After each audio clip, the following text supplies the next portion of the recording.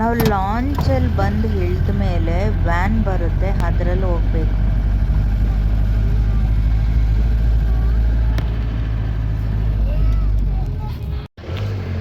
ಇಲ್ಲಿ ತಂದು ನಿಲ್ಲಿಸ್ತಾರೆ ಎಲ್ಲರೂ ಗಾಡಿಯಲ್ಲಿ. 30 ರೂಪಾಯಿ ಇಸ್ಕೊಂತಾರೆ ಅಲ್ಲಿಂದ. ಪ್ರೈವೇಟ್ ವೆಹಿಕಲ್ಸ್ನೆಲ್ಲ ಇಲ್ಲಿ ತಂದು ನಿಲ್ಲಿಸ್ತಾರೆ. ಇಲ್ಲಿಂದ ಎಲ್ಲರೂ ನಡ್ಕೊಂಡು ಹೋಗ್ಬೇಕು.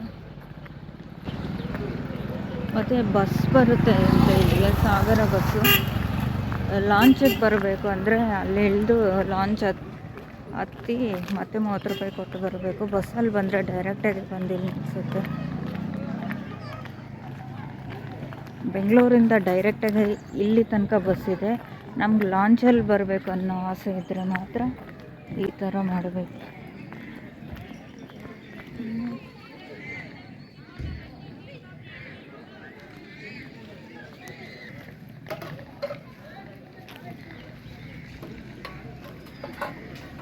ಇಲ್ಲಿ ಗುಡಿಸ್ಲು ಥರ ಹಾಕ್ಕೊಂಡಿರ್ತಾರೆ. ಇದು ಸಣ್ಣ ಪುಟ್ಟ ಹೋಟೆಲ್ಸು, ಇಡ್ಲಿ ಹೋಟೆಲು ಆ ಥರ ಸಿಗುತ್ತೆ. ರೈಸ್ ಬಾತು, ದೋಸೆ ಸಿಗುತ್ತೆ ಇಲ್ಲಿ.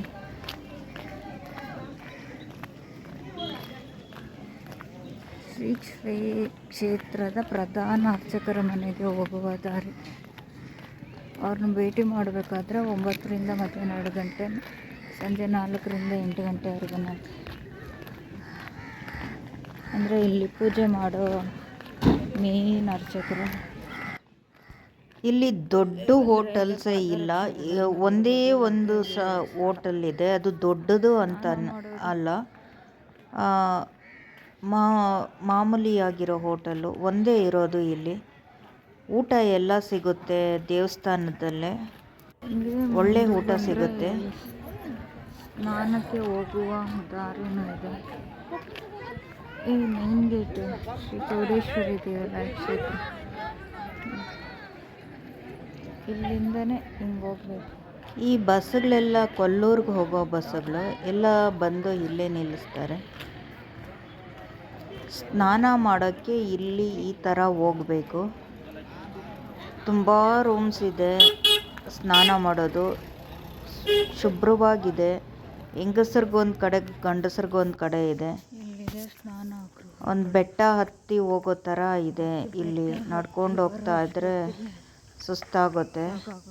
ಬಟ್ ಚೆನ್ನಾಗಿದೆ, ತುಂಬ ಚೆನ್ನಾಗಿದೆ. 1 ರೂಪಾಯಿ ಕೊಡೋ ಹಂಗಿಲ್ಲ. ಎಲ್ಲರೂ ಬಂದು ಇಲ್ಲೇ ಸ್ನಾನ ಮಾಡ್ತಾರೆ, ಯಾಕೆಂದರೆ ನದಿ ದೂರ ಇದೆ. ಅದಕ್ಕೋಸ್ಕರ ಎಲ್ಲರೂ ನೈಟಲ್ಲಿ ಟ್ರಾವೆಲ್ ಮಾಡಿರ್ತಾರೆ.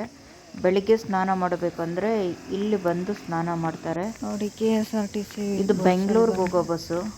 ಡೈರೆಕ್ಟ್ ಇಲ್ಲಿ ನಿಲ್ಲಿಸುತ್ತೆ. ನಮ್ಮ ಬೆಂಗಳೂರು ಬಸ್ಸು ಸ್ನಾನ ಮಾಡೋ ಹತ್ರನೇ ನಿಲ್ಲಿಸಿದೆ. ಇದು ನಮ್ಮ KSRTC ಬಸ್ಸು.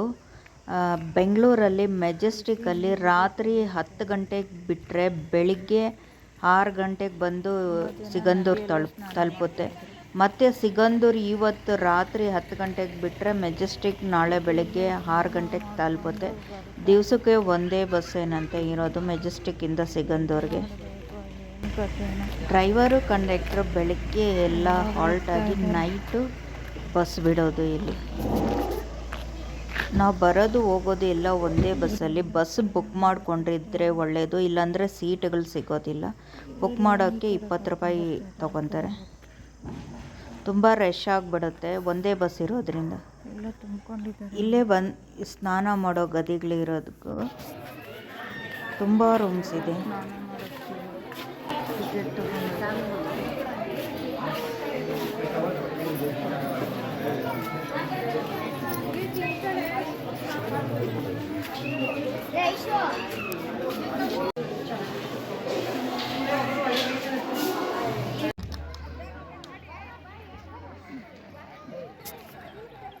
ದರ್ಶನ ಮಾಡೋಕ್ಕೆ ಹೋಗ್ತಾ ಇದ್ದೀನಿ. ಸ್ನಾನ ಎಲ್ಲ ಆಯಿತು.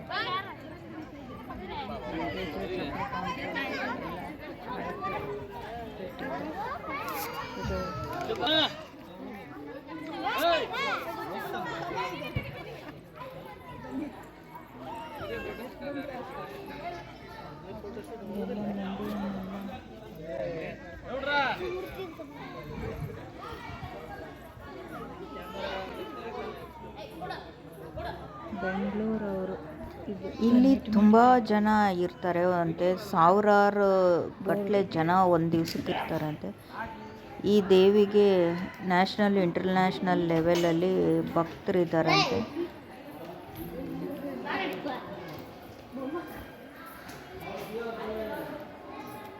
ರಶ್ ಇಲ್ಲ, ಎಲ್ಲ ಹೋಗ್ತಾ ಇದ್ದಾರೆ.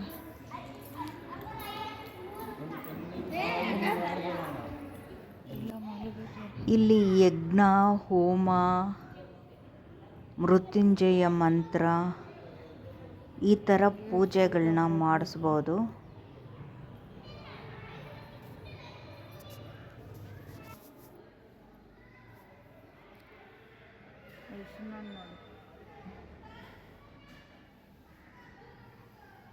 ಇಲ್ಲಿ ಬರ್ದಿರೋದೇನೆಂದರೆ, ದೇವ್ರಿಗೆ ನಾವು ಏನಾದರೂ ಕೊಡಬೇಕು ಅಂದ್ಕೊಂಡಿದ್ರೆ ಗಂಟೆ, ಹಿತ್ತಾಳೆ, ಸೀರೆಗಳು ಈ ಥರದ್ದು ಏನಾದರೂ ಕೊಡಬೇಕಂದ್ರೆ ದೇವಸ್ಥಾನದಲ್ಲಿ ಕೊಟ್ಟು ರಸೀದಿನ ಪಡಿಬೇಕು ಅಂತ ಅಲ್ಲಿ ಬರ್ದಿರೋದು.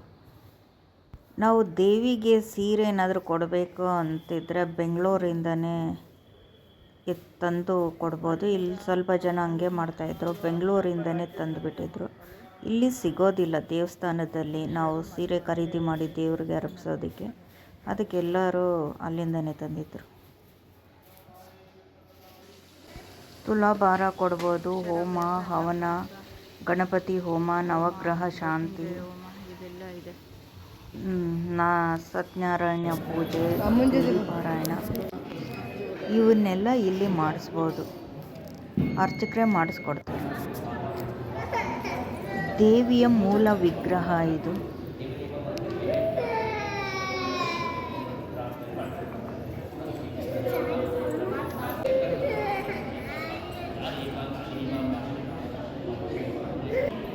ಈ ದೇವಿಯ ಮಂತ್ರ ಇದು. ಯಾ ದೇವಿ ಸರ್ವಭೂತೇಷು ಲಕ್ಷ್ಮೀ ರೂಪೇಣ ಸಂಸ್ಥಿತ, ನಮಸ್ತೆಸ್ತು ನಮಸ್ತೆಸ್ತು ನಮಸ್ತೆಸ್ತೆ ನಮೋ ನಮಃ ಮಂತ್ರ. ಇಲ್ಲಿ ದೇವಿಗೆ ಕಟ್ಟಿರೋ ಸೀರೆಗಳು ಕೊಡ್ತಾರೆ. ಒಂದು ಸೀರೆಗೆ 200 ರೂಪಾಯಿ ಚಾರ್ಜ್ ಮಾಡ್ತಾರೆ. 100 ರೂಪಾಯಿ ಚಾರ್ಜ್ ಮಾಡ್ತಾರೆ. ಇದೆಲ್ಲ ಸುತ್ತು ಇರೋ ದೇವಿದು ತಾಯ್ತ ಆ ಥರದ ಐಟಮ್ಸ್ ಇಲ್ಲಿ ಸಿಗುತ್ತೆ. ಇಲ್ಲೇ ನೇರಕ್ಕೆ ಹೋದರೆ ಭೋಜನ ಶಾಲೆ ಇದೆ, ಪ್ರಸಾದನೂ ಸಿಗುತ್ತೆ, ದೇವರದು ಲಾಡು. ಇಲ್ಲಿ ಒಂದು ಗುಡಿ ಇದೆ, ಕ್ಷೇತ್ರಪಾಲಕ ಶ್ರೀ ಭೂತರಾಯನ ಗುಡಿ.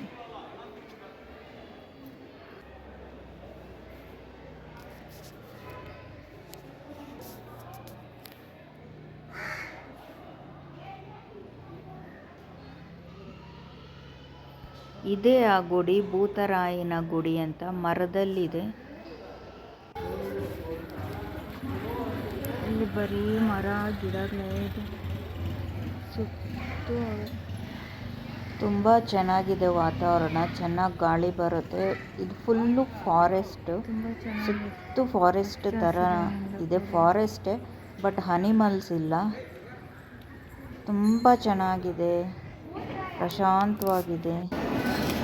ಸಿಗಂದೂರಲ್ಲಿ ಮಧ್ಯಾಹ್ನದ ಊಟ, ಚಿತ್ರಾನ್ನ, ಮೊಸರನ್ನ, ಪಾಯಸ,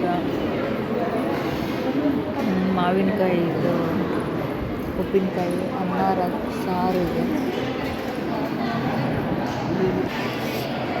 ಮಧ್ಯಾಹ್ನ 12 ಗಂಟೆಯಿಂದ ಶುರುವಾಗುತ್ತೆ. ಇಲ್ಲಿ 3 ಹೊತ್ತು ಊಟ ಇರುತ್ತೆ, ಬೆಳಗ್ಗೆ, ಮಧ್ಯಾಹ್ನ, ರಾತ್ರಿ. ಇಲ್ಲಿ ಹೋಮ ಮಾಡ್ತಾರೆ. ಮತ್ತು ಇಲ್ಲಿ ಉಳ್ಕೊಳ್ಳೋಕ್ಕೆ ರೆಸಿಡೆನ್ಸೀಸ್ ಏನಿಲ್ಲ, ಇವಾಗ ಕಟ್ತಾ ಇದ್ದಾರೆ.